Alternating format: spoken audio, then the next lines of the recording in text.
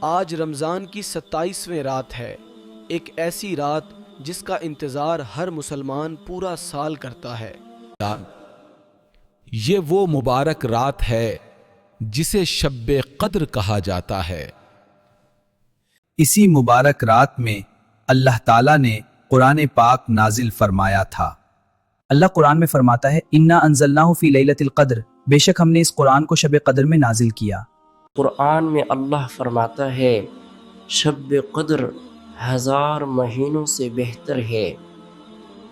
آج کی رات اپنے رب سے گناہوں کی معافی مانگیں اور اپنے ماں باپ اور گھر والوں کے لیے دعا کریں۔ آج کی رات نفل پڑھیں، قرآن پڑھیں اور درود شریف پڑھیں۔